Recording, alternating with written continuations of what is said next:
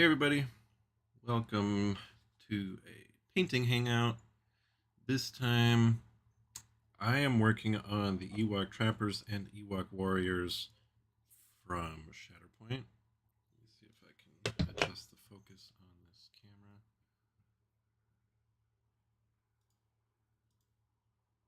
Why do I not remember how to do that?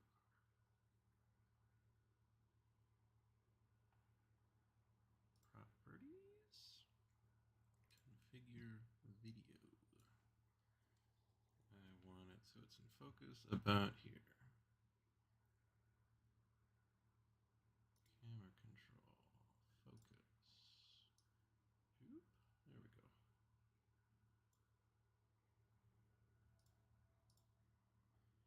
go. All right. Hello, Buckethead. So, yeah, we've got the trappers come with two 50mm bases, and the warriors come with two, each containing three Ewoks. And then we also have Paplu, Wicket, Logray, and Chief Chirpa. And then Leia and R2 and 3PO are. I'm going to be basing them the same. So I'm waiting for all of them to be done before I do the basing. So I obviously got a head start on these. I'm pretty much done with all of the fur on all these guys. So what I have left to do is I got to do all the faces because I want to give them all beady little black eyes. I'm going to paint all their noses various shades of black to dark brown, I think. It's definitely cheating for you to get started before the stream, though. So, if anybody compares the speed of how much Joe paints on stream versus how much painting I get done on stream, just know Joe's cheating. So, I mean, I could start with Wicket. Wicket is. I did the wood on everybody because I really like the Games Workshop contrast. I think it's called Snakebite Leather. Looks really good for the just wood.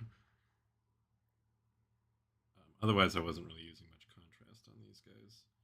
Like with Legion, I did my Ewoks all contrast, but since there's fewer of these guys and they're more detailed, I thought I would do more of a detailed Hey guys, job. can you hear me?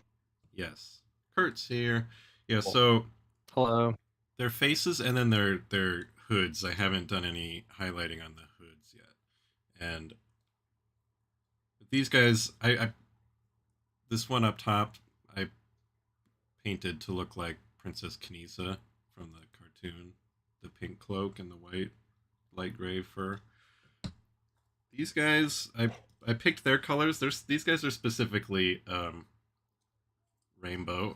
If you look at their hoods, we've got red, orange, yellow, green, blue, purple. But I don't think they're going to end up being that bright, so it might not even be obvious that they're sort of like rainbow colors. It's tough. There's so many of these because there's 9 of these Ewoks, and I wanted them all to have different colored hoods and mostly different colored fur, and all of the like leather straps on them. I wanted them to have a little bit of differentiation. So there's a lot going on here. Oh, also I can't forget, most of them have little feathers hanging off their belts or their heads, and I need to paint those, and I don't know if they're going to be sort of colorful or maybe if they should just be kind of white with like black tips, sort of the classic feather, I guess, if there's a default feather. I'm picturing the ones like the Lego feathers that would go in the little native guys' headpieces that were just like kind of black with. Depends what kind of birds live on Endor. I don't know. Chickens live on Endor. Hello, Scott, the wolf True. gamer. So Scott is either a wolf who plays games or Welcome. a man who plays games with wolves. No one will know. Also, because I literally had to rush over here from the kitchen table because Bethany and I just got done recording a best of 3 game with the starter decks for Unlimited. My wet palette is hideous right now, so don't judge. It's like crumpling because it does not maintain its moisture if I'm not super diligent about re-wetting it. And I'm out. I only have one other replacement. Otherwise, I gotta go, cut up some parchment paper or something. So, where do I start? I think I'm just gonna start with some hoods. What is everybody else painting tonight? So I actually just woke up about 5 minutes ago. I fell asleep putting my son to sleep. So I'm too sleepy to paint at the moment. There's a chance I could fall back asleep here live on stream and start snoring for our fans. So that's a bonus content for y'all. ASMR sleep stream. That's its whole whole category of YouTube stream. Sorry, if you're new to our painting hangouts, I do have. So I'm just gonna be sorting cards while we're streaming. Unlimited cards or old CCG cards, old timey cards. I do have the Star Wars conversation cards, so we are going to be. Does this show up right on camera? Oh wait, that's right. My camera's like flipped and mirrored, so it like makes sense when I'm looking at it. There we go. Buckethead is building Shatterpoint terrain. I don't mind building it. It's a lot. There's so much of it. All right. Here is our question to kick us off. If you were a kid, would you rather go to summer camp on Kashyyyk with the Wookiees or on Endor with the... Did we have this one before? I feel like we've done this. Oh, yeah, we have. Sorry, I was pulling from the used pile. Sorry, no one's allowed to answer that one. Wow. I mean, you can, but I feel like we all said Wookiees. It's like Wookiees have internet. Okay. What's the scariest creature in Star Wars? Humans. Oh. It's man. Born skiers because they can use the Force. Fascists. Because they're real. I mean, if Abeloth was not so poorly written, that'd be pretty scary. Is that the spider from Lord of the Rings? No. Is Abeloth that like extra dimensional being? Is that right? Sounds like some stuff. Like no one really knows where she came from. Like she lived with the father and the daughter and the son for a while. Oh really? Great. So it's Great Legends, start. but it's Legends like late Legends. Yeah, this Abeloth came out like she was like the main villain of the well, not the main villain, but sort of the main villain of the what was it? The Legacy of the Force, Fate of the Jedi series of books, which was some of the very last Legends stuff that came out. They were going to write a book about Jedi getting a kind of a trendy haircut. The Fate of the Jedi. All right, buddy, that's it for tonight. Thanks for coming out. But yeah, anyways, she is kind of like Lovecraftian in a way, where like she took on the appearance of like just like a normal like female humanoid, but would transform to have like tentacles and shit, and I don't know, she was just weird. She was a really dumb bad character, I think, but like would have also been terrifying. So Wolf Gamer says Claudites. They can be anyone you know. Abeloth is my Star Wars D&D villain since they killed Palpatine during my alternate Battle of Hoth prologue. That's awesome. God, there's a fucking fruit fly crawling around on my wet palette. Wow. But I don't want to like smush it with my thumb because then my thumb will get all painted. I think Nexu are pretty scary, even though they're also like one of those like, oh, let's get a cute baby one. Just because in real life, I find large cats to be terrifying. Like if I were to meet one outside of a zoo setting, that would be pretty scary. um, Jason's Solo's daughter had a pet Nexu that Han and Leia bought for her. It's like how you can just buy them like this. It's like buying somebody Well, like a baby tiger. It's like, I mean, that's basically what it was. They were like, "This is," because it's sort of like they have a thing, if I remember right, where it's like they imprint kind of on. sure. So she so they bought it, yeah, they bought it as like a kitten essentially, and it was like her guard cat.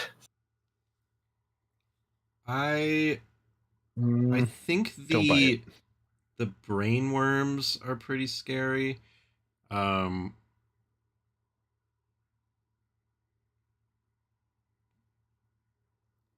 go with brain worms?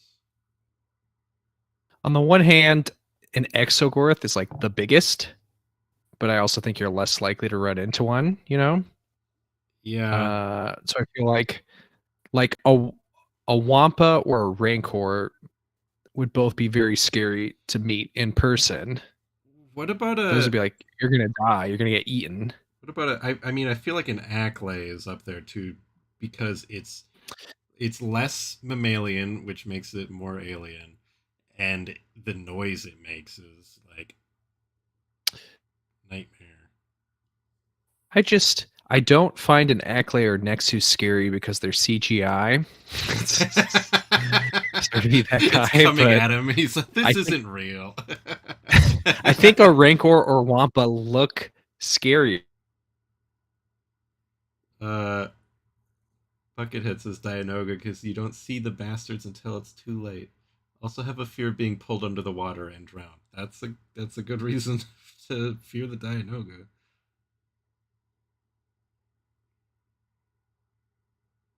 Maybe the concept of the Sarlacc.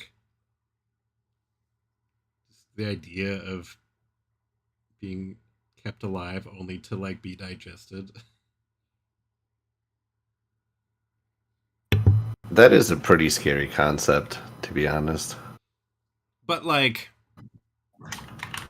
meeting one in a dark alley, like, oh, I'll just stand over here and it can't hurt me, which is less scary.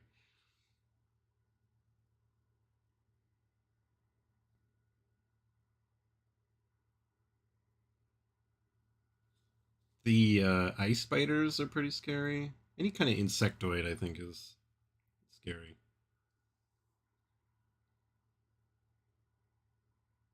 But I feel like the brain worms from the Clone Wars had maybe some of the most effective, like, kind of horror vibes.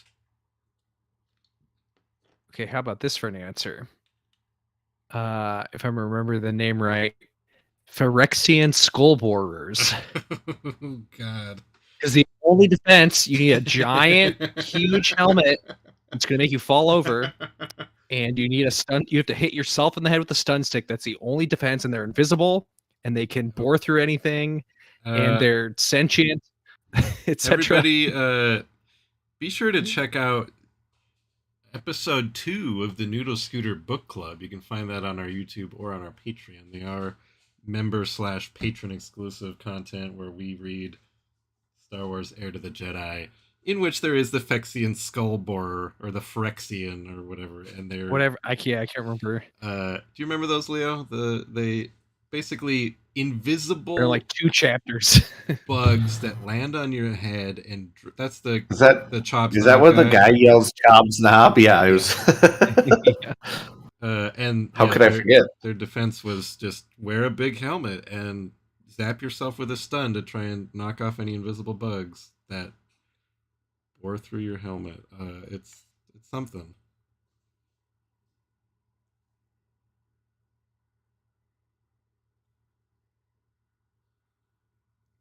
Somehow 2 of my guys have purple cloaks. It's the only repeat cloak color. Oh, also there's a repeat green, but green seems a little bit more natural. Do I highlight it with something else? That's what I was going to say. Basically fix it in post. Highlight up with... So one I'm going to highlight up with pink, because pink lightens up purple. Maybe this one I can lighten it up with lighter blue and see where that takes it.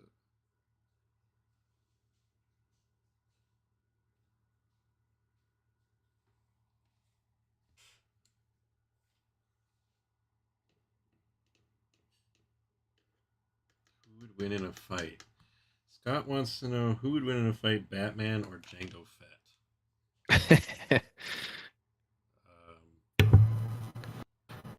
Jango Fett has laser guns. So that's a big plus.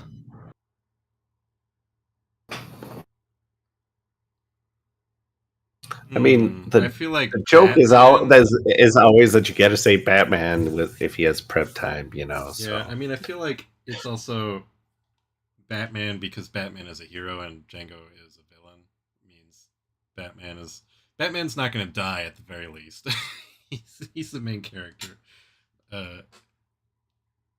Whereas Django, you know, he's just a goon who gets bumped off. So I think just narrative wise, what we know about them from a meta perspective, Batman wins.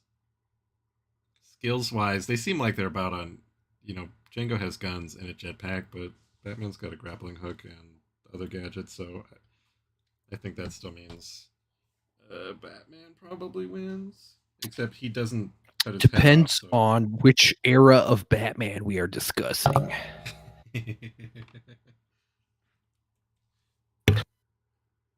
Because some Batmans Adam West have Batman takes him. Adam West Batman does not beat Jango Fett. No, he messes him up.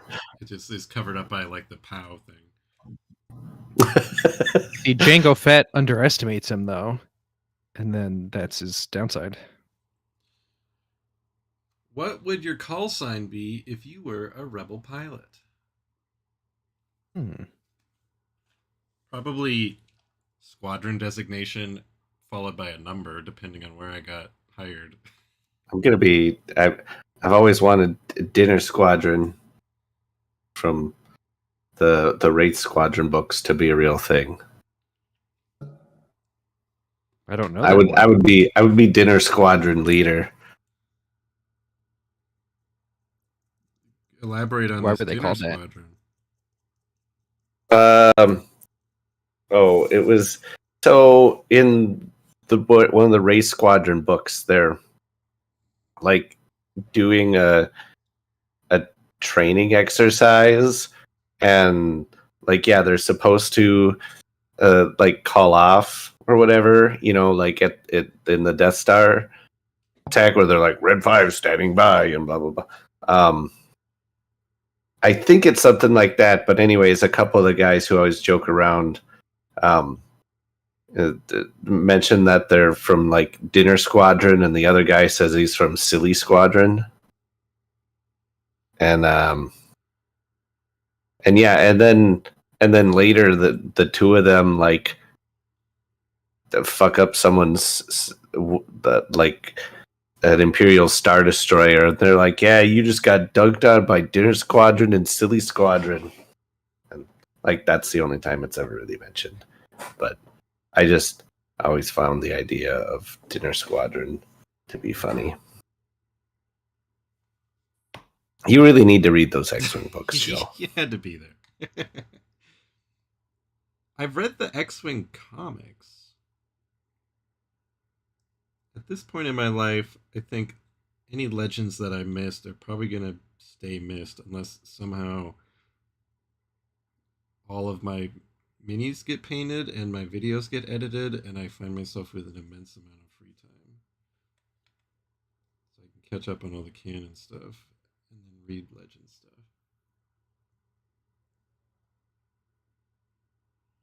Scott said he'd take after Oddball and take the call sign of Furball.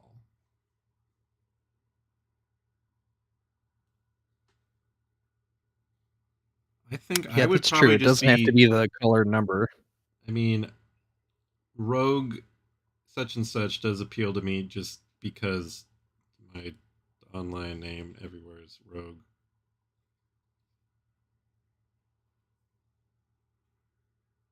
But yeah, I like Oddball. I don't know if it was an intentional reference in Star Wars, the clone pilot named Oddball, if it was a reference to Donald Sutherland's character from the movie Kelly's Heroes. Have you guys seen that movie? Yep. Yeah, Back in the day. long time ago. It's a pretty good movie. And Oddball is the best character in that movie. It's such a weird movie because it's like, you know, it's made in the 70s and it's like got hippie vibes and stuff, but it's a World War II movie. So they're just like a bunch of like hippie tankers who shoot paint instead of regular rounds when they feel like it. Yeah, shooting a tank with pink paint is the one thing I vividly remember from the movie. Yeah, because they're all just sort of like, you know, implied that they're kind of all baked the whole time. Like, oh, paints pretty pictures. Scares the hell out of people.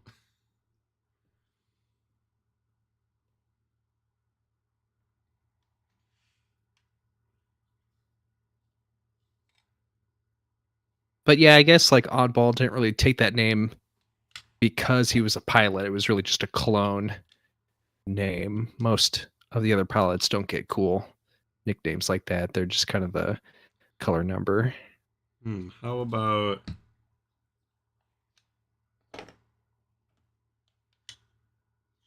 uh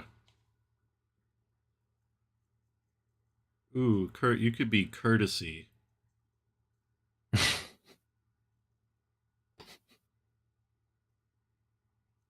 This And torpedo's courtesy of courtesy. Like, yeah, okay. the joke being it's actually pretty impolite to shoot people with your spaceship. Some outer rim courtesy.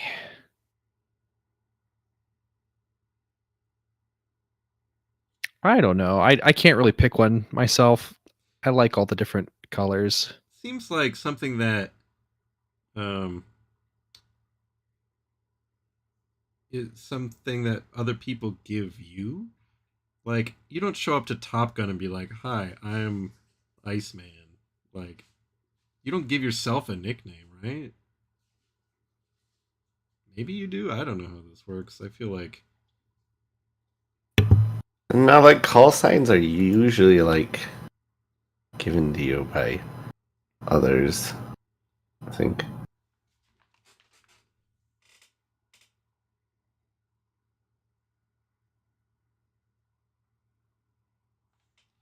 yeah, Rogue Squadron canonically is named after um, Rogue One. In the comics, yeah, Luke goes to Jeddah and like learns about the Rogue One folk, and then he sort of comes up with the name on the fly at one point to like honor them, which is neat. They need some respect. I mean, even in the movie, we don't really get a good justification for it. It's just like Bodhi just pulled some he words just out kind of of his like, ass, and that's rogue. fine. I mean, I guess they're like rogue operatives in a way, so sure, but it's like I don't know. Oh well, whatever. My lighting is. Yeah, I think Rogue Squadron's a pretty cool squadron name. Sorry about the lighting situation. I'm seeing highlights in real life that do not appear well on camera, but my ring light is still. I like this guy. So this if you didn't watch the video I put out about assembling these guys, this is the default pose for the warriors. This is like how you're instructed to do it. And which is fine. This guy over here, he's like kind of plugged into this tree. It's kind of stuck to his back. He's got such a big hand. Look at his hand. And so I didn't want them both to be identical. So I needed to do a little bit of modding to mix it up.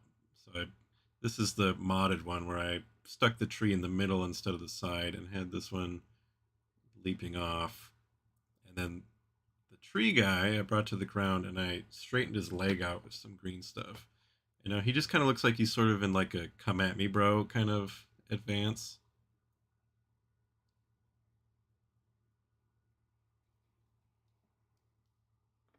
Yeah, I like that. I think modding like that is fun. Same with I think it looks good. Like it doesn't look green stuffed with the paint on it, honestly. So I think you did a good job.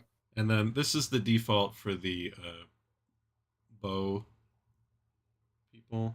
Yeah, this is the default. And then it's a little bit less different, but like you can see the guy in the middle is kind of straddling the trees in a different way. So they do they look different enough. So with just slightly moving positions and then having them all different colors, like it's not going to look like duplicate minis. I gotta eat something real quick. Yeah, I'll have to see if I can figure out something like that for mine because I like having them not be the exact same. Yeah. But they do seem harder to mod than a lot of Legion minis. Yeah, like the only pose difference was I straightened out that guy's leg, but just by shifting the trees around and where they're standing and where they're on the trees, I found was enough.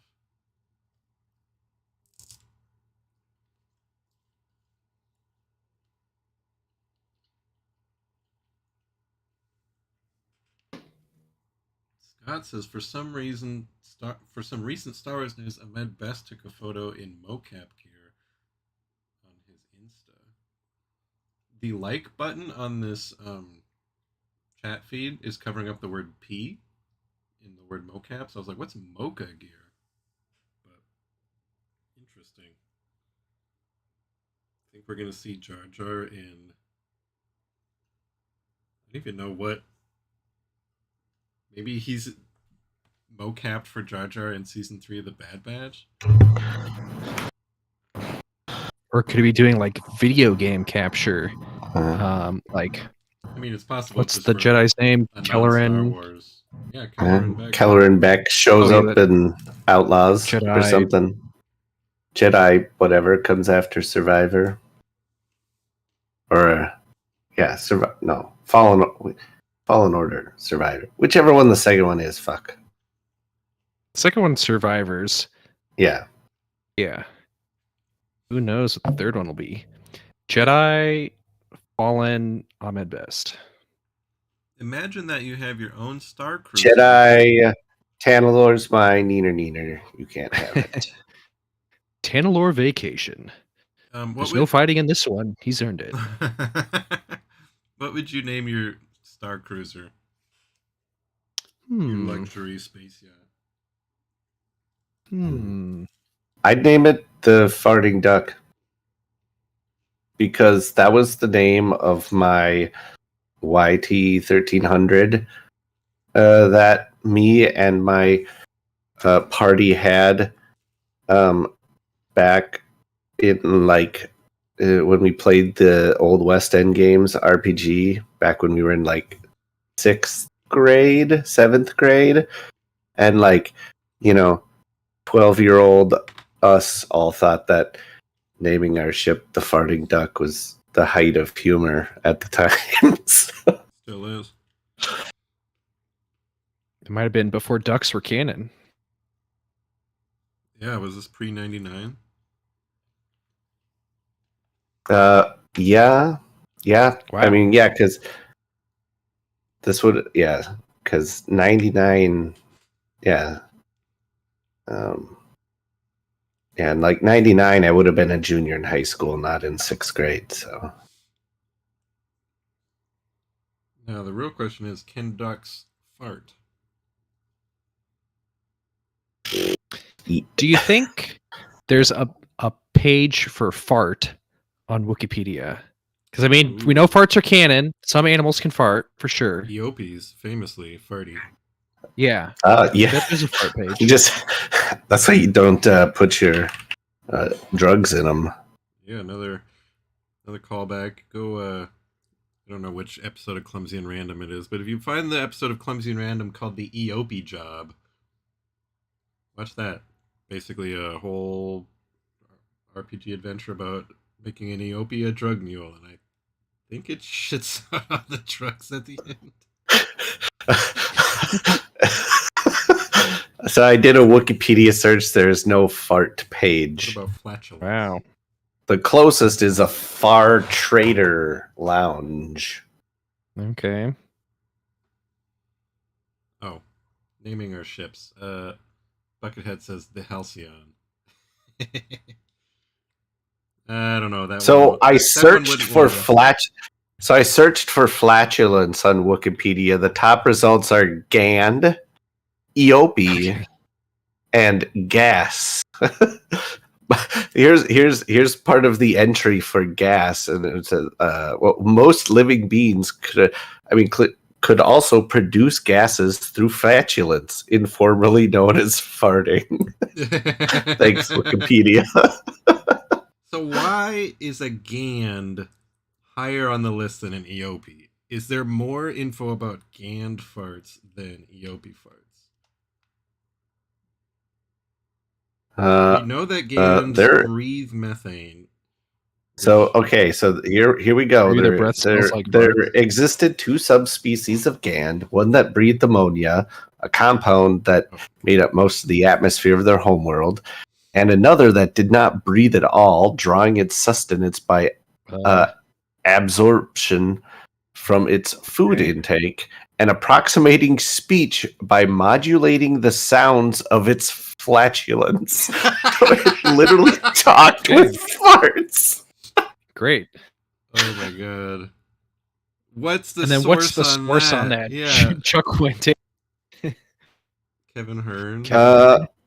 It's was apparently from a Millennium Falcon model building guide. Wow. Somebody okay. saw their shot and they took it. They're like, I'm just putting together a like instructions for a model. Yeah. So I think I don't know if you guys remember, but like I kept getting ads for this thing. This was I don't know, at this point, probably like 10 years ago or so, but I would constantly get ads for this like Millennium Falcon model, and like every month or once a week or something like that, they would ship you like a book with instructions, and then like just a bunch of like random weird ass lore like this in it, and then some parts, and then you would build it like week by week or whatever. But okay, like a Lego set, but they only sent you one bag of pieces. Sort. I mean, sort of, but I mean more like, building a model. Right. Like I said, not Legos. But it was like, it made like a huge model, and like you could pop like panels off, and like even the interior was done. Like you could pop some panels off and see down into like where the Dejeric table is and stuff. And I was like, when I first got the ads, I was like, wow, this looks really cool. And then I like went to the website, and it was like, I forget what it was, but by the time you were done, the whole thing was like $1,500 or something like that. By the time you were done paying the like monthly installments. Is it big enough to be worth $1,500? I mean, baby, like I think it was. I forget what it was finished, but I mean, it was like foot and a half, 2 feet long, something like that.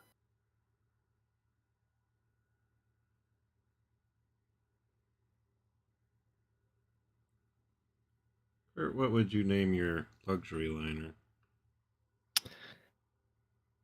I feel like I would want to like commemorate a rebel victory. So it could be like, like the Endor, Pride of Endor or something like that. Akbar's victory. I don't know. I don't really have a good one. Hold on, I gotta actually real quick. Scott says makes it funny how the Mandalorian and Andor canonized using the bathroom. And sorry to break it to you, that happened in Star Wars Rebels when Wedge was trying to take a piss and AP5 kept in the extraordinarily spacious restroom on the Lambda shuttle. Yeah, that was the one where Chopper got hacked and AP5 is like, something's up, and Wedge is like, I just want to use the bathroom, stop it. Alright.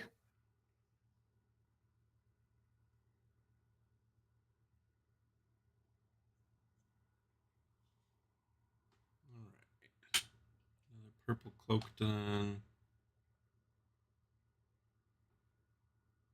And it kind of comes through on the camera there, the pink highlights on it. I do like the idea of a Lambda shuttle having a really big bathroom because it's just like a luxury, almost luxury shuttle, like for VIPs like Palpatine.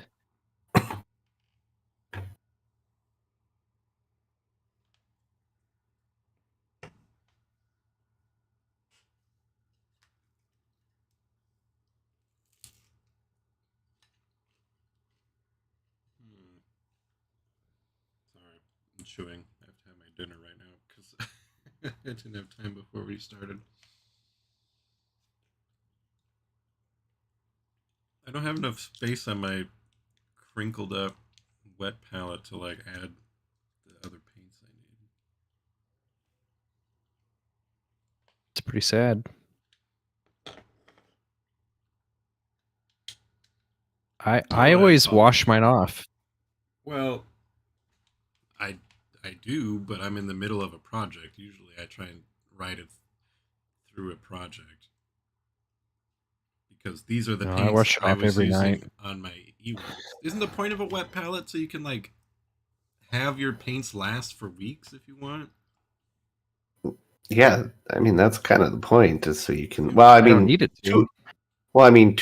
Two reasons. One, I mean, it helps keep the paints from drying out during your session, and two, yeah, For a few minutes, especially if you're like mixing, it's nice because you can. I do it more than I used to since I do have a wet palette now, but yeah, I've never had any colors I wanted to keep for multiple days. Oh, well, I mean, like these guys are taking me, more than a day, which is unusual for me. And when I do that, I just leave my wet palette because although I do like to finish a color, I do have wet palette woes with. I think we determined it is the Arizona climate that just really makes the paper dry up and start curling annoyingly fast. Because last year when I went to Adepticon, I brought my wet palette and I was painting with Evan, and it just didn't happen. And I was painting for longer than it would normally take for that. So I guess makes sense. The dry air. Good for consumption, bad for wet palettes. You need like an extra wet palette that adds even more moisture to it. You just need to like every now and then you need like when you go to the produce section in the grocery store and every now and then they mist all the veggies. You need like one of those installed above your wet palette. A hydroponic painting station. I mean, I have a bottle of water. I try and squirt it down, but it makes it like too concentrated, so then like it gets real runny in the spots I try and re-wet up. So which characters are you talking about, Scott? Are you talking about like I mean there was like the droid. I know there was that one droid that they created for the game. And then there's like the Twi'lek lady who I guess like is supposed to be running like the bar you're playing the game in. Interesting. Yeah, Scott said there are 2 original characters for Galaxy of Heroes. I am unfamiliar with either of them, which I feel shame about now because I do not engage with Galaxy of Heroes. Yeah. Yeah, the one is like a droid lady, and I think that one you can actually play as a character, like actually take as a character on your team in the game. And the but like the Twi'lek character, she's just sort of like shows up in, I guess wouldn't really call them cutscenes, but like dialogue stuff sometimes in the game and like in the tutorial, but she's not like a character you can actually put on your teams in the games. So I don't know if he's talking about someone else.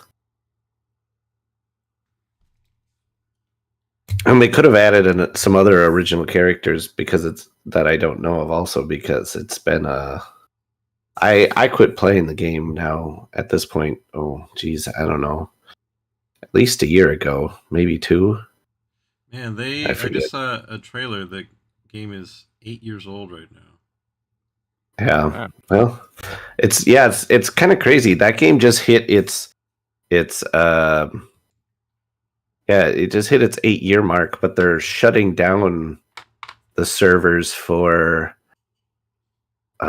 what is it? The one that they just launched like a few months ago or like less than a year ago.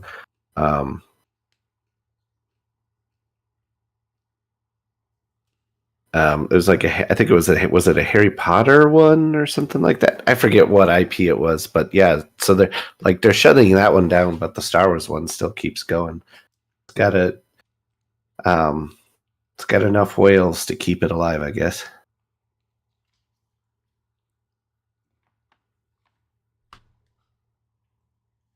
It is Captain Drogon, who is made for the Battle of Endor, helping Leia's team, and also a droid nicknamed Shorty Yeah. from. Captain Drogon must be someone added since I quit because that doesn't ring any bells at all. So,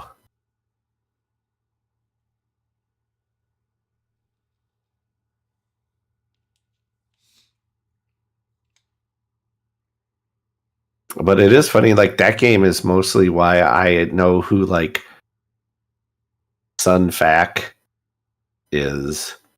Like otherwise, when like the Geonosian pack for Legion came out, I would have been one of those people who's like, "Who the hell is Sun Fac?" Yeah, I mean, I think he's only in that game and Republic Commando. He might have been a background character in Attack of the Clones, but like his kind of where people experience him is Galaxy of Heroes and Republic Commando. Yeah, well, it's also partially because like the Geonosian ships, if you can get all those, they make like a pretty powerful space team for kind of like when you're first starting out at the game. So it's like kind of like anybody who plays Galaxy Heroes is probably really familiar with them just because it's a character that kind of everybody ends up grinding for just because they're so good. Too bad he sucks in Legion. Yeah, he's an X-wing too. He had that brief moment after the Geonosian Nantex fighter came out that everyone hated him, and he was overpowered until they nerfed him, and probably no one plays him anymore.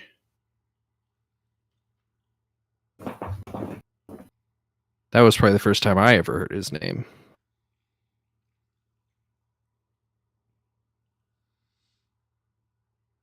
Well, only a matter of time till he's in Unlimited. That's Uh, That's what I love. I didn't remember like the names. I just remembered playing against John Leighton. Yeah, he really liked that chip. Yeah, well, just in general, he played a bunch of the Geonosian ships. Yeah, or that ship. Yeah, because back when it had the all the bullshit like tractor beam crap it could pull. I just remember playing him and just being all like, "This is bullshit. I am not having fun at all right now. Fuck you, John." Those little ships had tractor beams? Yeah, it was a weird, I forget how it worked, but they would tractor themselves to get sort of like an extra barrel roll, and then tractor the enemy, and then do, I forget, maybe they got like bonus damage against tractored people or some weird stuff like that. I forget all the exact and which things were from which upgrades, but yeah, it's basically just a like bunch of weird movement stuff and bullseye stuff. Yeah, when they first came out, they were stupid. So I'm just curious because there must have been a lore reason to give them tractor beam shenanigans. I'm trying to remember. I think it was. I mean, it was like a tractor token, and I just forget the exact names of it. But it was like not like a tractor beam. I don't think, but it was like a weird gravity thing. I don't remember. But it kind of made them like move very strangely, which was kind of alien, which was kind of neat. But it was kind of weird.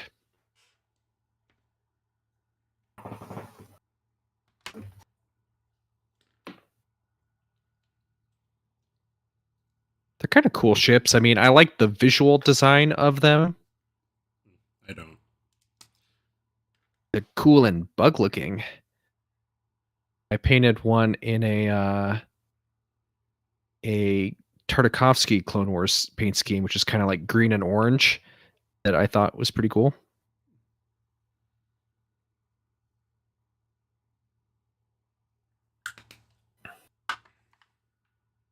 When do those new Army Painter paints come out? No idea. I think later this spring or early summer. But which one are those? Are those like the 2.0 speed paint's already out, isn't it? Yeah, no, the new Fanatic paint line. Which oh, is, okay. I mean, supposed to be really awesome. Yeah, if it's still more affordable than other stuff, then I'm excited for it. Yeah, I mean, I don't think they've announced like any kind of official like MSRP, but from what I've heard is the price will go up from like their current war paints line, but it will still be less than Citadel paints. So yeah, I think they still want to be kind of the accessible paint line. Because I have a lot of army paints that I'm just like, Some of them are fine, some of them drive me nuts. I've been slowly sort of like replacing them with Vallejo and two thin coats and scale color. I haven't been consistent with like a brand anymore. Yeah, our local stores pretty much like it's mostly just Army Painter or Citadel. Like they have a little bit of Vallejo and like a little bit of like some AK paint stuff. Yeah, but maybe that's what it was. It's all like really sort of like a lot of the Vallejo stuff is like kits. Like, oh, here's all like a German camo, tank, German World War II tank painting kit with like 5 or 6 colors in it, and like almost no like just individual paints you can buy, which kind of stinks. But yeah, there's the store I go to the most. They just have a lot of Citadel and Army Painter and like a rack of two thin coats, and then a couple of the other stores just have just every Mhm. brands I've never even heard of. What's a Turbo Dork? Okay. Oh, I've got some Turbo Dork paints. Like that's who made like that silver that I used on my my Dinjarin. So their metallics are actually really cool.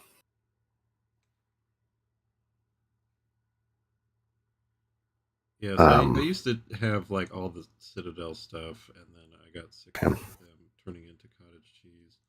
How have you liked the tooth and coats? I know like Evan seems to like those, but nowhere around me carries them. So I only have a couple, and I have I got a yellow from them that seems to work really well because my army painter yellow, any army painter orange and yellow is just garbage. And then I've got, yeah. I've got I've the Vallejo game color Mm. yellow and the tooth and coats yellow and what's this other one? The scale color. I've started hating painting yellow a lot less since I learned about the pink undercoat trick, which is like just seems really weird, but it works. Do a pink undercoat before you paint yellow over top of it, and it will work so much better than going over like white or any other color. Yeah, a lot of the army painter stuff is just real watery, no matter how much I shake it. Yeah. I think so. About the Bad Batch question there, I think they've confirmed that. So at least for Legion, they are a Republic faction, but they can be taken by the rebels as a mercenary. If I remember right, is that correct, Joe? For the Bad Batch for Legion? I think so. That sounds right. It's been weirdly they haven't been talking about the Legion version very much. Yeah, I'm pretty sure that that's how it is, and I don't know. And I imagine I wouldn't be. I imagine the Shatterpoint's similar as well here. Shatterpoint, you just care about the era. Yeah, but I'm saying it'll probably have like it won't be just Republic era. They'll probably, yeah, I would imagine it'll probably be Republic and Reign of the Empire, and Twilight of the Jedi, and Reign of the Empire. I'm curious what tags they'll get. They'll probably have Galactic Republic, but I wonder if they'll have other stuff like Scoundrel or. I doubt they'll get Empire. Maybe Crosshair will get an Empire tag too.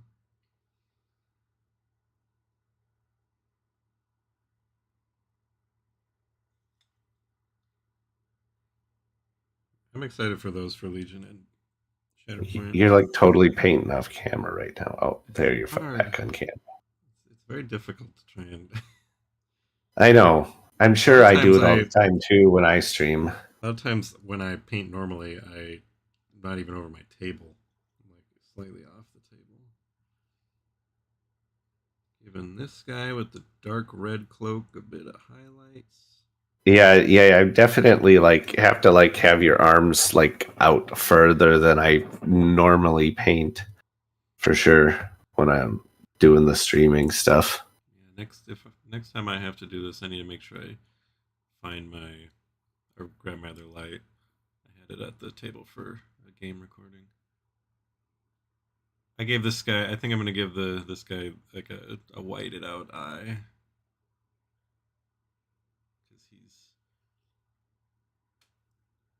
Genuine battle damage. Now, the interesting thing about these guys, it does not appear that any of them are showing their teeth. They all are kind of scowling and like kind of serious looking. And because like Ewoks, they got the little buck teeth. All these guys have their mouth closed.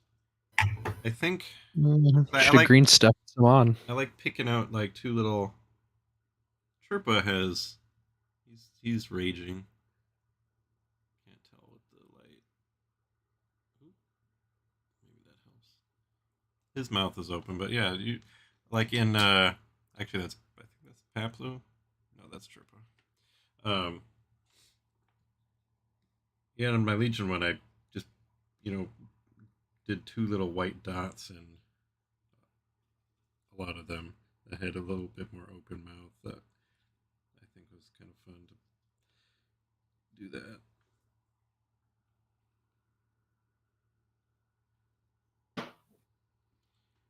I debated whether these guys would be the first kind of Star Wars mini that got my Blood for the Blood God used on it. To gore up their like spears and stuff. Yeah, just like put some blood on their spear tips or maybe around their lips or something. But I decided to keep them a little bit more canon-y, I guess, where they're all of that gruesome stuff's off screen.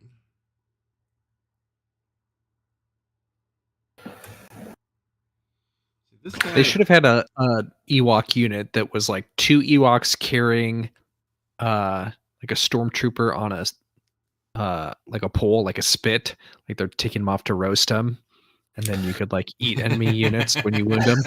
This guy that I'm finishing up the highlights on, there's so much like kind of ornamentation on his hood, besides the little skull, which I don't think I need to do anything with because and like little like knots and beads and stuff. Yeah, like this has got some kind of feather, and there's all these little feathers and like tassels that I'm gonna have to try and pick out with different colors so it stands out.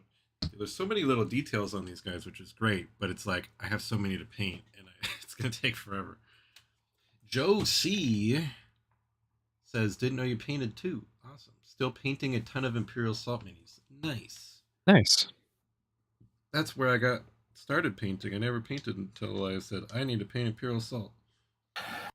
Yeah, you even when you first started, you even like were giving me the minis to paint up, and then I don't know whether it was like I don't know if you decided you just wanted to learn or if you thought I was going too damn slow, but then you started doing it yourself. No, I think I started with the hired guns. I was always doing it. I just wanted to the more important characters. I was like, well, I don't think I'm good enough to do these guys, so you can do these. I still have my I know it was the Imperial Salt hired guns were the first minis I ever painted. Wow. Aside from, I think, an X-Wing Falcon that I just sort of like added some red highlights to. I still have them. They don't look great, but it's fun. It's funny to go back to those old ones. Yeah, I mean, you don't notice it at the time, but looking back, you can see how much you have improved, you know?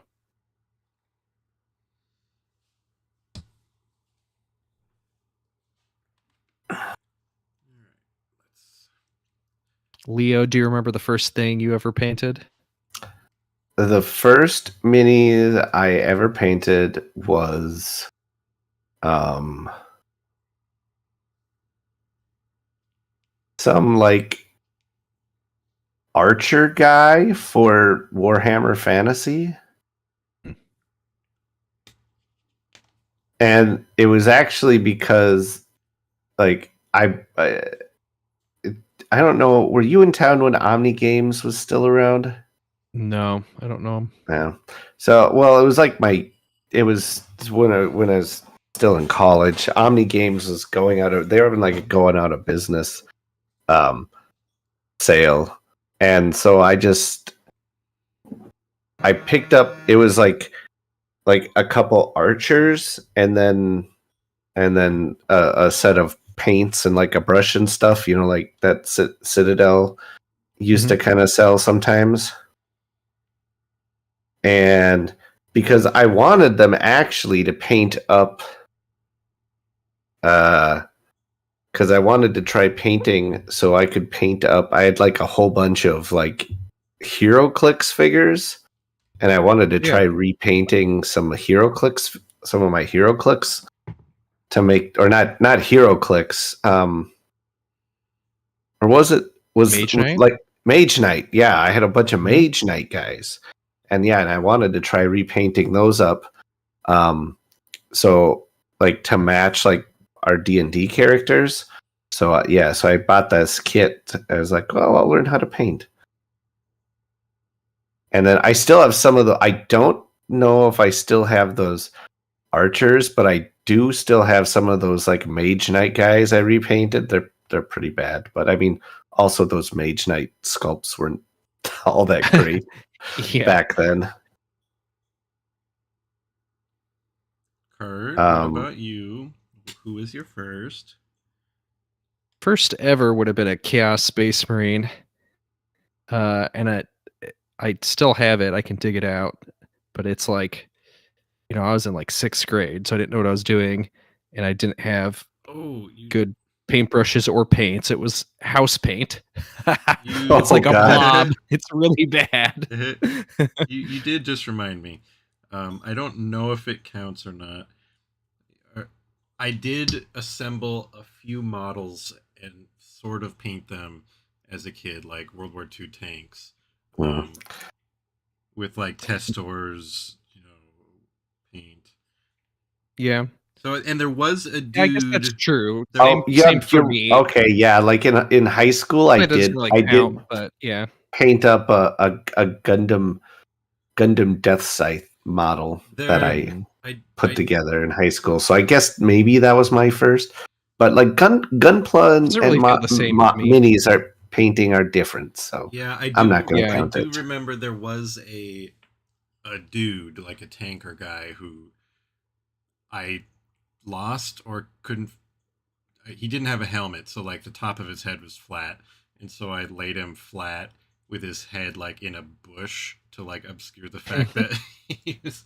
And I remember painting like his outfit sort of and being like, it doesn't look terrible. So maybe that was my first mini. Scott, the Wolf Gamer, says, which are easier to paint in your opinion, Legion or Shatterpoint? It depends. I think if I had to pick, I would say Legion, just because personally at this point in my life, when I have both of them going on, I take less care with my Legion minis because they're usually like the Ewoks, for example. I had so many Ewoks to paint. I did them all with speed paint, contrast paint, and I only take really, fine care with like the unique figures like Ahsoka and stuff like that. And the other people I tend to try and paint a little bit faster because there's always so much more of them to do. So in that regard, I guess Legion is easier. But yeah, I feel like in a lot of ways being smaller and having less details means it's like you don't have to paint them as good in a way. Yeah, well, and also like you tend to have a bunch of the same thing, so you can kind of batch paint. Like I could sit down and like I painted all like 40 of my shore troopers at once. I just sat down because it was like, okay, tan. I'm gonna put this tan on all of them, and you go, along through the whole lot of them, and yeah, I know. And so it's more of those trooper type guys, those mass guys, where you can batch paint. Whereas, like, I'd say, like the heroes in Legion, you still take like the hero characters, you still take a fair amount of time and care on, or at least I do. Yeah. But I still, even though they're smaller, I still feel like the Legion can be a little easier to paint, just because. I don't know. Sometimes some of the poses, well, and this is can be a problem too with some of the newer AMG sculpts, like with the Dark Troopers and stuff. But some of the poses they put them in, it just sort of feels like if you paint too hard, you're gonna snap them off. And well, and there's some of the Geonosians now that are like that too. I don't know. I don't think I've ever had that sort of feeling. Mm. I think with maybe I'm just a more aggressive painter than you are. Maybe, yeah. With the bigger, more detailed Shatterpoint minis, sometimes it feels easier because there's more detail, which gives you more guidelines for like where to put colors. True. But also the more detail makes it feel like if you're not stepping your game up, it doesn't look as good because there's more details that are like done poorly after you're finished. I don't know. Yeah, I feel like you see the mistakes a little more because it is bigger.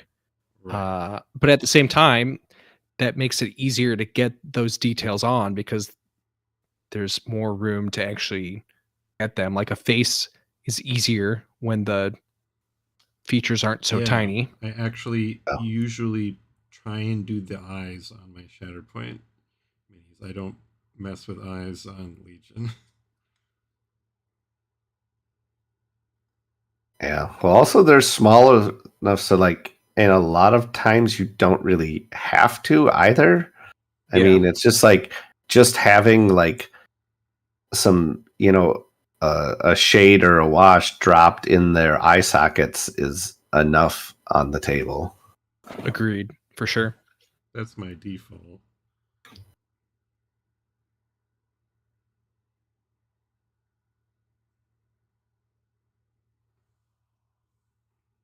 I feel like we did a great job at not answering that question.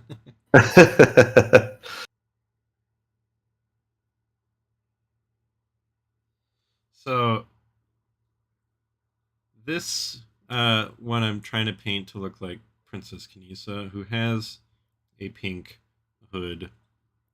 It looks a little more pink in real life, but I wasn't going to use like the pink because I have this like pixie pink from Army Painter and this fuchsia from Scale Color that are very pink because that's not what it looks like in reference photos.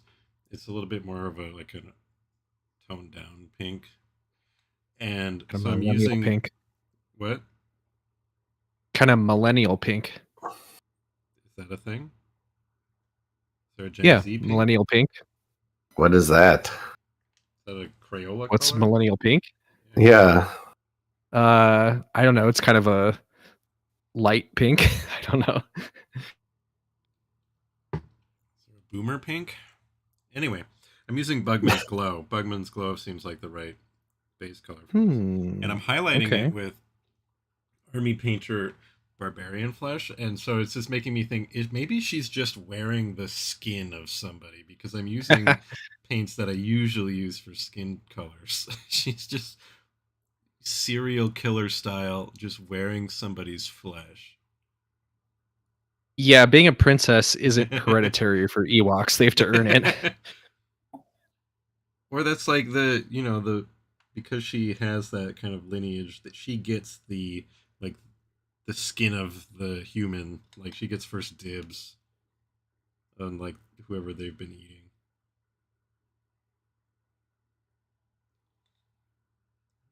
I think I need to put any more like, I don't know if I should try and dot in just a tiny bit of pink to kind of add a little bit more of those kind of neon pink values. I don't know. I'm not a color expert. It does feel like it's sort of getting away from me and looking at my flesh. I painted her on my Chewbacca ATST because I had that extra Wicket mini that I put on. Yeah, I thought that was cool. I like how that one turned out. I played against the Ewoks the other day, Sunday, when I went to the Shatterpoint. Oh, yeah. How'd that go? Yeah, the other guy, he wanted to play all the Ewoks, so I'm like, okay, well, so if you're gonna play the Ewoks, I'm gonna play the Luke box plus the Cad Bane box because I don't know who to pair with the Luke box. Leia's a bounty hunter. Maybe I'll just stick with some bounty hunters. It was a bloodbath. The Ewoks tore me up. Part of it had to do with the fact that Luke was stuck at the bottom of my deck. So when he finally got to go, he was still kind of in that maneuvering phase. But they were just deadly and like had all these little tricks that was like, okay, I wounded these guys, so I'm gonna move up, and then Chirp is like, oh, you wounded my guys, I get to move, and no, you don't get this thing. They seemed really good. The game ended when I played my last card. I didn't even get like to cycle my deck. Everybody got exactly one activation plus the Shatterpoint. Wow. It was super fast and also like really. So the game ended, or the first? The game. Jesus, you didn't even get to cycle your deck. Nope. That's crazy. Did a lot of your guys die, or just they were that aggressive on the I objectives? think I wounded 2 of his guys, and he wounded 3 or 4 of mine. So there was also just a lot of wounds going out. Like Chirpa one hit Cad Bane. Wow. Which it's like, well, he game wise, looking at it from a game perspective, that's fine. That makes sense. He is a primary unit. Primary units should, have higher damage output than other guys. But then it's like, but he's just a little guy. He's just an Ewok. What's he doing? One hitting people like Cad Bane. But it's fun. I'm excited to try them again. He was using all of the Ewoks, so no 3PO and R2 and no Leia, which is how I want to run it. I feel like maybe you go with Leia if you're planning on splashing in other people like Luke or something, because Logray and Chirpa have some good buffs. Basically, Logray gives everybody extra attack dice, and Chirpa gives everybody extra defense dice. You know, I gotta say, I really hate how curvy the tip of your brush is. Oh, it's weird. I'm surprised you can see Yeah. that. I'm making it work. All of my brushes are garbage. See, now if you licked the tip of your brush more, that would help with that. Maybe. I've been like using it like Count Dooku painted, where like I've been using it to my advantage. All of my brushes in this Burger King watch thing they're just all a mess. Look at this one. I don't even know why I still keep it. Jesus. Probably because it's like a Citadel one. Like any that's like a name brand, I'm like, I shouldn't throw that away. Like the ones I usually use. One Happy Choice. Get them in like 50 packs on Amazon. They work fine. And then they run out and I throw it out and grab a new one.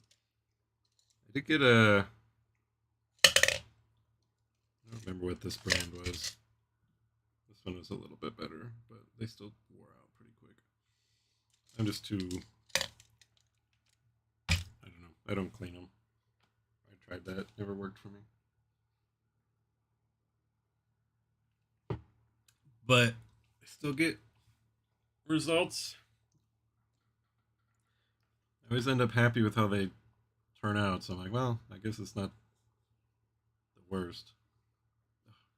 These guys Old ones are nice to keep for like dry brushing and stuff. Mm-hmm. But yeah, I mean, I guess if you're not noticing it affect the details, then it's not bad enough yet. A bunch of these guys have little knives on their hips that I'm gonna have to. I gotta paint those too. Knives, feathers, braids, beads. See, doing all these little details is probably gonna take me as long as it took me to like get all their fur done.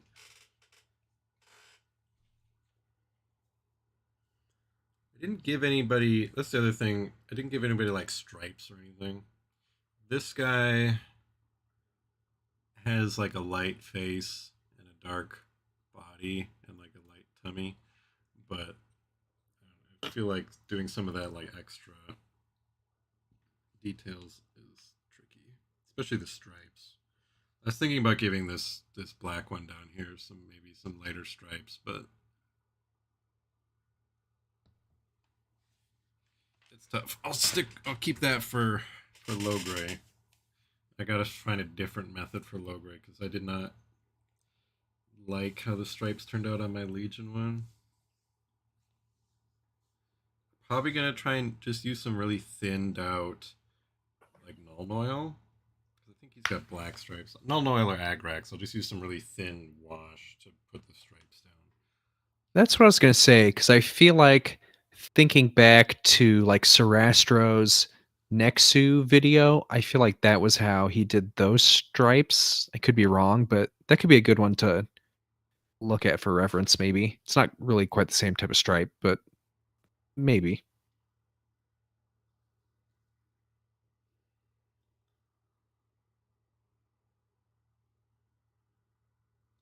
I haven't really seen Sarastro posting as much stuff lately. I'm not sure what games he's been working on. On his Instagram, I see people just like sending him games that don't even have minis in it. It's like, yeah, that's true. Didn't you say he got like sent an some unlimited 2-player or yeah, some something? unlimited. Yeah. I saw he also got some kind of is that Formula One game called Heat that's supposed to be really good. I saw. I think he Oh had yeah. a copy of that. It's like, well, good for you, bro. But it's like interesting marketing move. Like, I'm waiting for more. Like, I don't watch his stuff as much as I used to because I'm like, he was the boat that got me across the river, and now I can handle myself. But it's like, where are you gonna? I like checking out when he does the new Star Wars stuff, and he hasn't put out much Shatterpoint.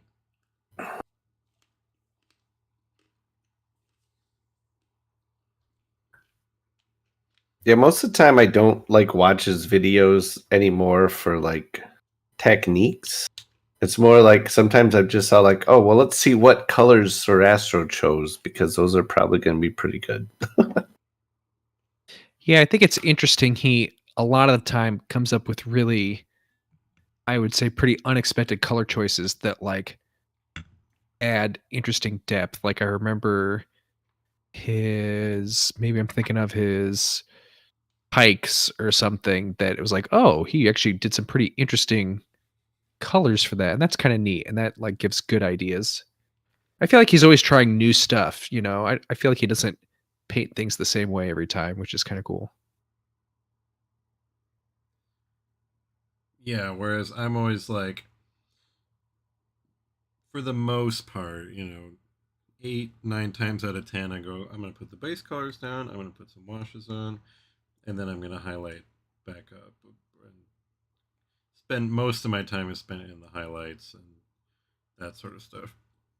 Whereas when I check out his videos, it's always like, we're gonna just for this one part, we're gonna do base color wash highlight before we move on to the rest of it. And then for this, we're gonna skip that step. And it's like, okay, it's good information to like be like, oh yeah, maybe I should try different things now and then for different situations.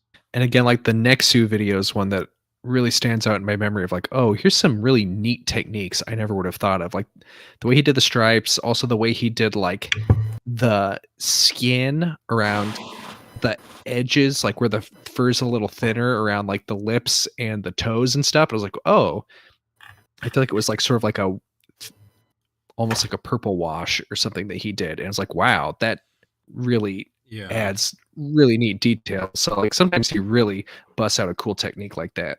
I always think of the Chewbacca and Garcon for Imperial Assault. He had where he did a lot of the highlighting and dry brushing and then put the wash on at the end. And then also how he did I think it was Imperial Assault Han where he used like a thin blue wash to like make a 5 o'clock shadow. Oh yeah. He did the same thing with his Veers that he did for Legion also. I'm highlighting this orange guy and feeling almost like I might want to just put a brown wash on it again because it seems a little too bright now. He's sort of dirty. So maybe Looks really nice on camera, but I'm sure it's different for you. I might need to go all the way with the highlights and then just throw a wash on over it because the wash over the orange gives it this nice, has never been washed look. And I feel like I'm making it look too factory fresh with this paint back on top of it. Let's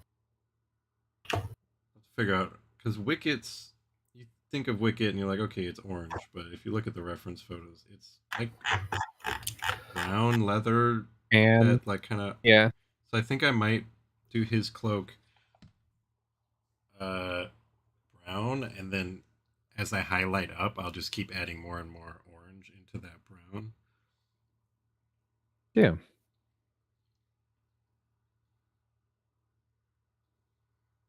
Because it's definitely not this orange that this guy has here.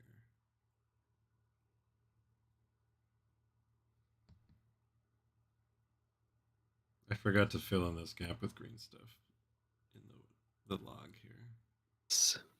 Womp womp. That's a creature hole. The worm made that hole. I remember, in addition to the faces and other little accessories, I also need to paint like their hands and feet because I think their hands and feet are a little bit more kind of fleshy colored. Yeah, they are tan-ish. At least the palms, maybe all the fingers. I gotta make sure I get that right. There's so many. It's gonna be maybe a relief when I get back to the stormtroopers and clone troopers. I'm like, oh, white. Done. Yeah, people complain about white, but stormtroopers and clone troopers are like so much faster than a rebel trooper. It's just like basically one color. I mean, not as fast as like a B1, which is literally like one color, but still.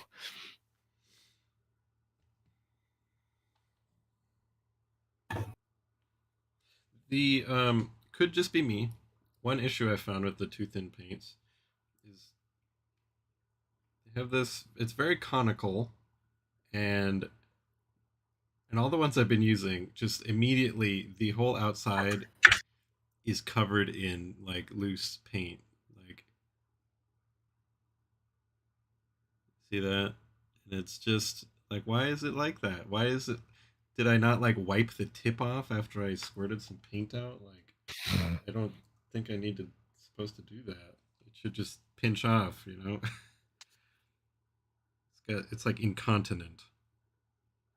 Hmm.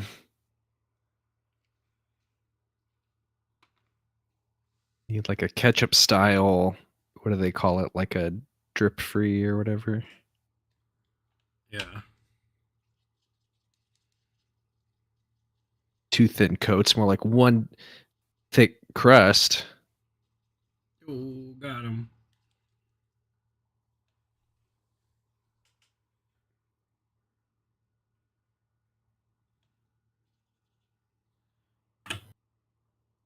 Let's see if I can at least finish. I've got 1, 2, 3, 4. I've still got 6 more little hoods to highlight. We've been going just shy of an hour and a half. We're losing viewers. They need a new Star Wars card. More conversation cards. What is? Yes, I don't know. I'm making good progress painting though. Guess your painting's too boring and bad. Yeah. You're losing them. I don't have a good setup. What is your favorite creature sound in Star Wars? Can you do your best impression of it? I want to see chat do impressions, text-based impressions. I guess a good question. we talked about it earlier, but like the Acklay sound is really cool. But I'm not gonna do that. Yeah, all 3 of those arena creatures have such great sound design. Attack of the Clones, high watermark for Star Wars sounds. and you know, Star Wars sounds are already like the best. Attack of the Clones had the seismic charge, the Slave One engines, the Zam Wessel speeder. It was kind of that electric guitar sound. The creatures, the Geonosian voices, Poggle the Lesser's voice. I'm gonna call it Attack of the Clones, best Star Wars sound effects. Wow. Even better sound effects than A New Hope, the X-Wing, and the Millennium Falcon, and blasters, the original blasters, the original lightsabers. There's lightsaber and blaster noises in Attack of the Clones too. But they're all copying off A New Hope. Okay, Buckethead, which Crate Dragon sound effect are you talking about here? I hope it's the Obi-Wan one from the Blu-ray. It's actually it's all the different sound effects overlaid on top of each other. I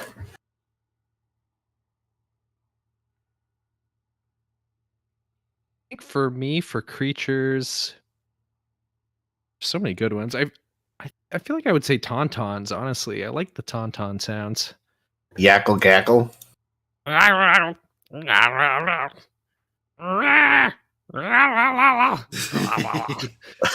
think Tauntaun's more like Hey, be sure to extract that sound bit of Kurt from this for future use. What did they say? Clip it.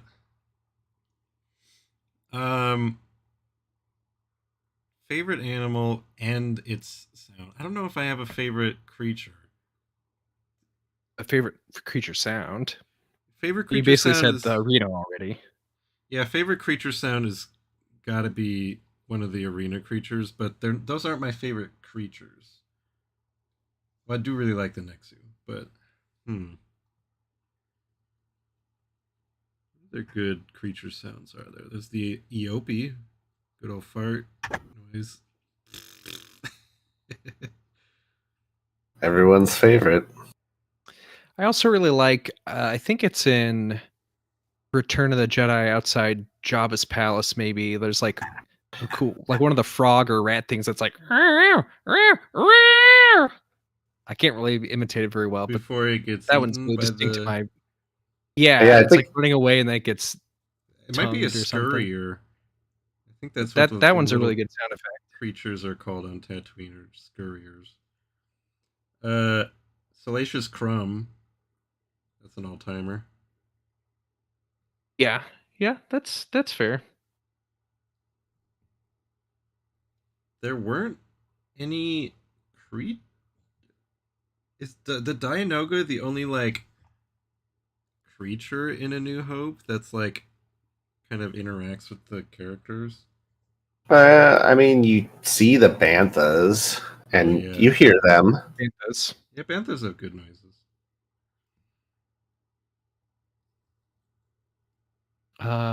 Minox sound kind of cool in Empire. They just kind of shriek. I don't know about that. It's kind of a cool, weird sound. I don't know. I like it. I don't think I can imitate it. Would. Well, Phantom Menace, we've got ducks. Ducks go wah wah. That's pretty cool. Gooberfish. The Sando Aqua Monster. It just kind of goes, whoa.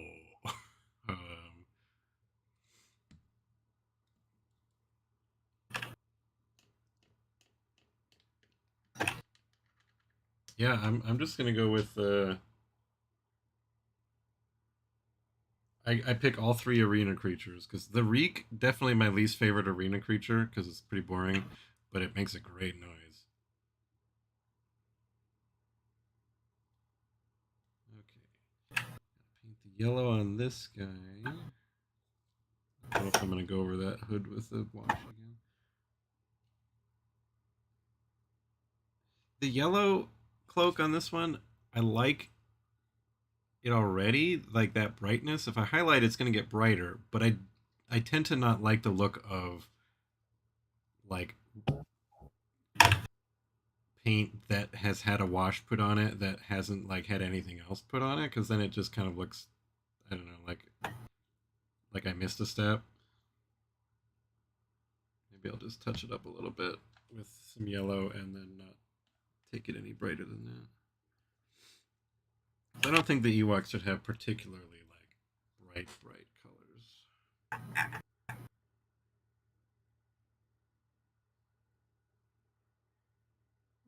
But maybe these guys will.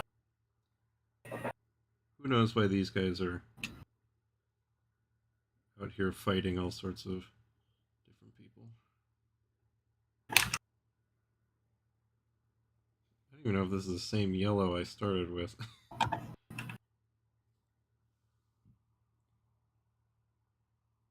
Probably.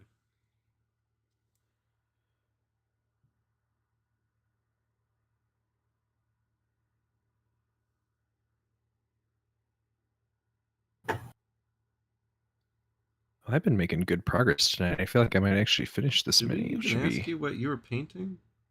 Oh, no, you didn't. If you want to know now, it's a D&D mini.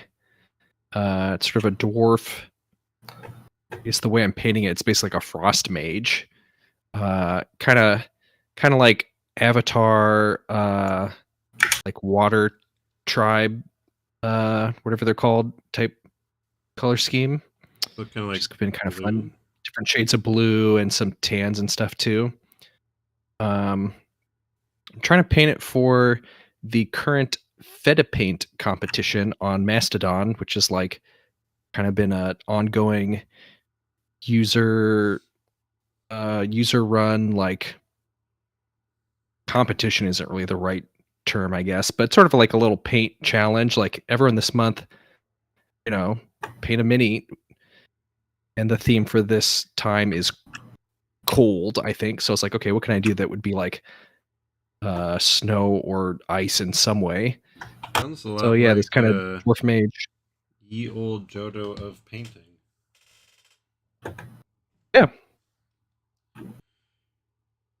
Yeah, so there's no prizes or anything, but it's been kind of fun to be like, okay, we're participating, and like, oh, let me find a mini that would work. So this is the third one.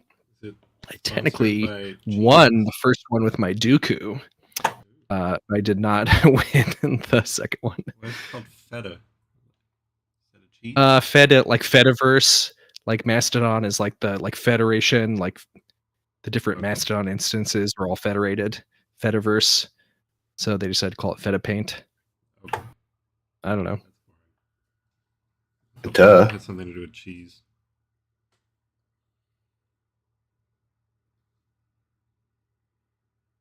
Feta paint competition. Everyone paint cheese.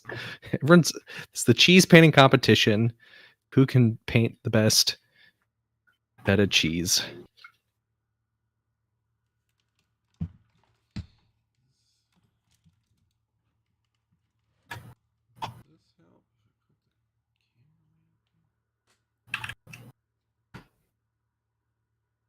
Man, these guys look a little creepy when I haven't painted their eyes black yet. At least they don't blink. I still got I cannot stand the blinking in special edition. It's so Every time I'm pulling up like a Wicket clip or a video or something, it like scares me. It looks really bad. I really hate it. It's so funny to me that you latch onto that so hard, because I've never even thought twice about it. I'm like, okay, they blinked. In retrospect, kind of weird that they didn't. I understand why they made that change. I don't know. Something about the way it's done looks very unnatural. It's like the cat ears in the Cats movie. It like doesn't match. Like I jump in my seat when I see Wicket blink. It looks really weird. I really don't like it.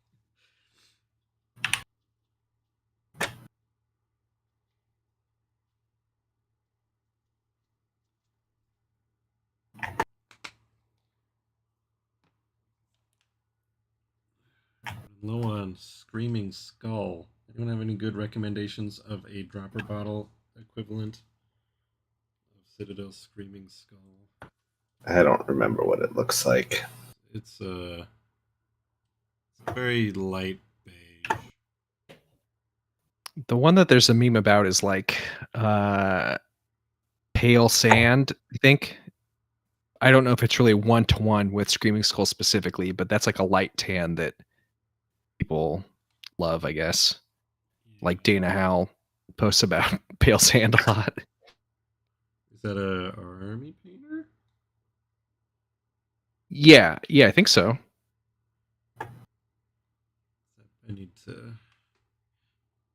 This Screaming Skull must be one of my Citadel paints that's actually lasted years and years without like giving up on me.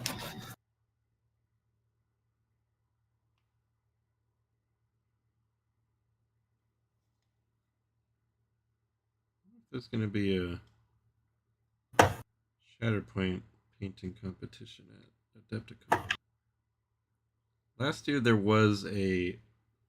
So obviously they have their Path of the Worthy for Crisis Protocol. Mm-hmm. And then last year there was a Legion painting competition that was like, Path of the Worthy. Your minis get put up on like a display case, and they have this huge, really cool like bespoke. Like I think last year it was like Odin, like huge miniature that you win. And with Legion during Worlds, it was just like, hey, we're breaking for lunch. Like you can put a mini up here in one of these different categories and set it on this like folding table, and we'll come and judge and pick winners. It's like, okay, but why is this not get the same treatment as Path of the Worthy? And as far as I know, there's been nothing announced for Shatterpoint. I'm assuming they'll probably do something like that for Shatterpoint at least, but there should be that for Legion as well. There was some real cool stuff people submitted. I did not. Yeah, what are some of the ones you remember? I think there was a cool Yoda, some cool vehicles. There was like single mini category as well as like full army. A lot of cool like themed armies and things that really meshed well. And a lot of ones that had like special effects. Oh, the Yoda one, I think he was slashing down through like a B2, which was split in half with like the glowing, like the innards were glowing. Or maybe that was Luke with an ATST. I don't remember. It was cool stuff like that.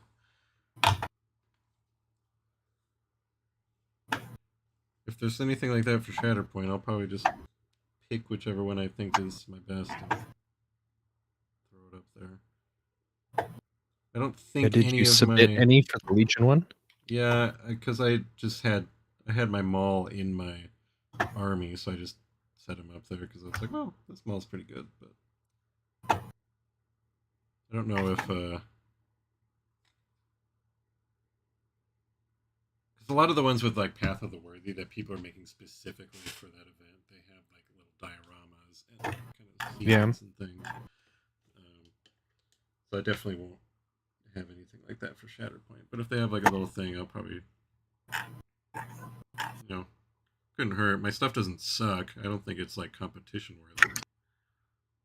It's still fun to submit it, and even if you're not expecting to win. Okay. I have to highlight the 2 blue cloaks and the 2 green cloaks. And then all the cloaks are done. I haven't even gotten to like the faces and accessories yet. I've just been highlighting cloaks.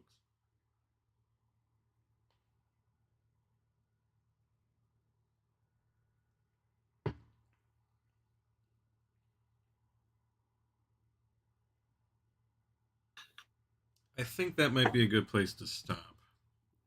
If you follow us on our Discord, Twitter, or Instagram, you'll probably see the final product of all of these Ewoks I've been working on. I think they're looking really good. I really like the hood colors you came up with. Yeah, I didn't know what to pick, so I like I said, I did Roy G. Biv for the archers. And then, yeah, they're not like primary colors really the way you did them, so I think they look nice. Yeah, and Kind then of these organic. guys- this guy has like a. It's not quite yellow. It's more like a leather yellow, and then blue and green seemed foresty. That one's obviously Knisa. It's another purple, and then like a dark red seems good for that. Yeah, they've been a lot of work. Thank God for the contrast paint, because look at the tree. I love how that tree looks. Just contrast paint. Yeah, I seriously. don't have to spend time trying to make it look like that the old-fashioned way.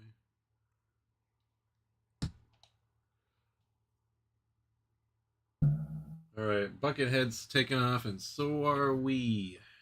He says, "Bears are looking fly." Thank you. It's been taking me a long time. All right, thanks everybody who joined us. We'll probably be doing another one of these sometime next month. You can just keep an eye on your notifications. So if you're not subscribed, make sure you subscribe, hit the bell, that sort of junk, because then you'll get the notification before we go live if you're not paying attention on Discord or wherever we post this. Any clothing thoughts?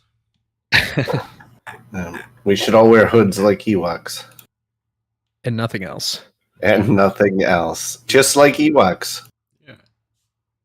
What if Ewoks had like real big dicks? God. That's a great closing thought. I'm glad we stuck around long enough to get that out. All right, well, good night.